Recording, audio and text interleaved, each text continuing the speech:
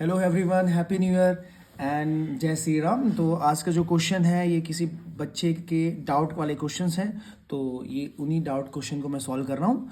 तो इम्पॉर्टेंट भी हैं और एमसीक्यू टाइप क्वेश्चन है, तो एमसीक्यू टाइप क्वेश्चन को जितना कम समय में हम लोग कर सकें वो ज़्यादा बेटर रहता है। तो क्वेश्चन में बोला गया है कि आपको सी डी निकालना है। क्वेश्चन आपने देख लिया होगा, सी डी निकालना है। तो सिंपल सी बात है, सी डी निकालना है तो यानी कि मुझे ये निकालना है। तो जो ये निकालना है तो मुझे इस ट्रायंगल में वर्क करना पड़ेगा और इस ट्रायंगल में वर्क करना पड़ेगा। तो मैंने क्या किया, ये दोनों ट्रायंगल ले लिए, इन ट्रायंगल ए बी पी, और एक ट्रायंगल क्या ले लिया मैंने, triangle C P D.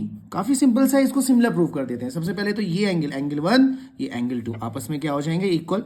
Angle one is equal to angle two, क्यों, ये हो जाएगा क्यों, vertically opposite angle. Now second thing is, आपको ऑलरेडी गिवन है कि एंगल ए और एंगल सी आपस में क्या है, इक्वल है। ये आपको क्वेश्चन में दे रखा है, ये देखो गिवन है, हो गया। तो देयरफॉर मैं सीधे बोल सकता हूं triangle A B P is similar to triangle C P D. कौन सा रूल लग गया, एंगल सिमिलर लग गया। अब आपको पता होना चाहिए कि जब कोई ट्रायंगल सिमिलर हो जाती है तो साइड का रेशियो भी आपस में बराबर होता है। तो मैं बोल सकता हूं ये जो ए बी है, जो ये ए बी है उसकी साइड क्या मान लेता हूं, दूसरी ट्रायंगल की क्या हो जाएगी, सी डी की साइड के रेशियो के बराबर, इज इक्वल टू दूसरा ए पी किसके बराबर हो जाएगा, ए बी अपॉन क्या हो जाएगा, सी पी।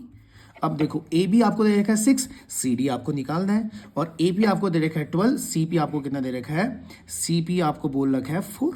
तो अब देखो इसमें क्रॉस मल्टीप्लाई कर दो तो 4 6 24, और ये 12 into C D. Now C D की वैल्यू निकालनी है, उसको अकेला छोड़ना है। लाइफ में कभी भी सक्सेसफुल होना होता है तो हमेशा अकेले रह के काम करना पड़ता है। तो नाउ डिवाइड कर देंगे, is equal to C D, 12 2 24, तो सी डी की वैल्यू आपकी, तो नाउ यहाँ पर हमने 12 को 24 से डिवाइड कर 2, तो सी डी कितना आ गया आपका 2 सेंटीमीटर। ऑप्शन में 2 सेंटीमीटर है, पहले हो गया, ठीक स्टार्ट हो गया। हाँ ओके। नाउ क्वेश्चन सेकंड बोला गया है कि आपको जो ए बी लाइन है वो पी क्यू के पैरेलल दे रखी है। तो पी क्यू के पैरेलल है तो कोई भी चीज पैरेलल हो तो यानी कि ये लाइन इसके पैरेलल, दैट मींस ये क्या हो जाएगी आपकी ट्रांसवर्सल लाइन। अब आपको देखो, आपको you have to find OP निकालना है। तो ओपी निकालना है तो मुझे दो ट्राइंगल दिख जा रहे हैं, सिंपल सी बात है। तो दो ट्राइंगल क्या हो गया, एक ट्राइंगल मैंने ले लिया क्या, ट्राइंगल ए ओ बी, और एक ट्राइंगल ले लिया मैंने क्या, पी ओ क्यू। इन दोनों ट्राइंगलों में देखो, सबसे पहले तो ये इसका एंगल 1 और इसका एंगल 2, ये आपस में क्या होंगे, इक्वल। क्यों होंगे इक्वल, क्योंकि ये अल्टरनेट इंटीरियर एंगल।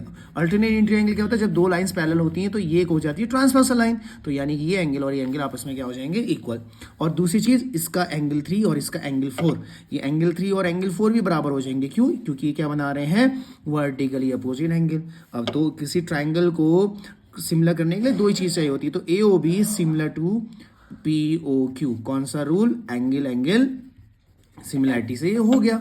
अब नाउ उसके बाद क्या करेंगे, साइड का रेशियो करते हैं। तो यानी कि मैं बोल सकता हूं क्या, इसमें बोल सकता हूं कौन कौन सी साइड ले लूं, पहले मैं ए बी जो साइड होगी वो क्या, पी क्यू साइड के रेशियो के बराबर होगी।